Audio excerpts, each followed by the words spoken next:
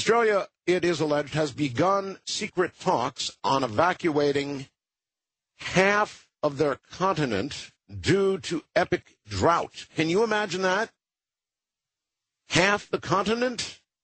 Shocking reports from the Kremlin today are showing that just under 1 week from Australian Prime Minister Howard's urgent plea to his citizens to pray for rain to fall on their drought-ravaged nation, the government of Australia has entered into alleged secret negotiations with the U.S. and their Commonwealth allies for the proposed evacuation of upwards of 11 million of its 20 million citizens. That would be just over half, right?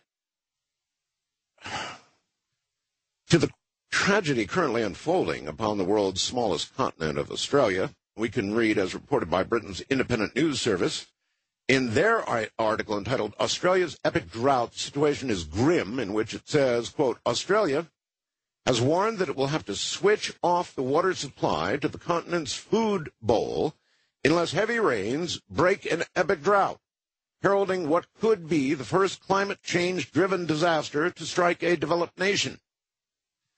The Murray-Darling Basin in southeastern Australia yields 40% of that country's agricultural produce.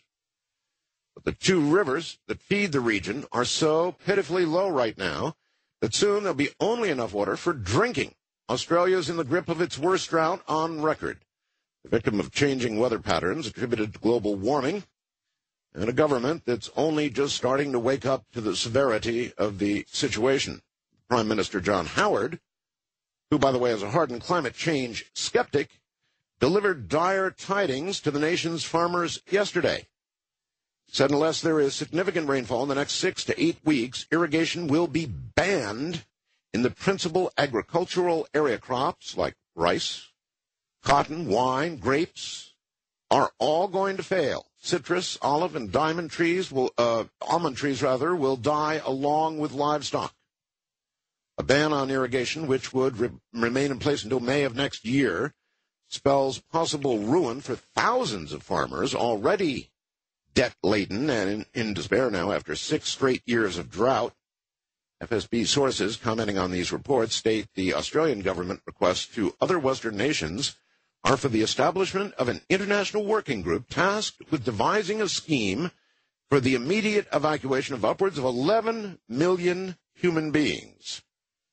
And toward that end, they're talking to passenger lines, big ships that can carry literally, perhaps 500,000 passengers, something like that. I wonder when the climate skeptics are going to finally catch on. Will it take something like this, like evacuating half a nation, before people wake up and realize it's actually happening? We really are like the proverbial frog that has been simply plopped into, skin temperature water. And, of course, heat's turned up and up and up and up and up until finally the frog, of course, is dead and smiling through the entire process. I wouldn't press this point unless I absolutely believed it. And you can look at all the science, and I hope you do. Those skeptics out there who do not think the weather is changing, look at the facts. And don't even worry about whether it's us, man's hand, or not. Just a cycle. Doesn't really matter.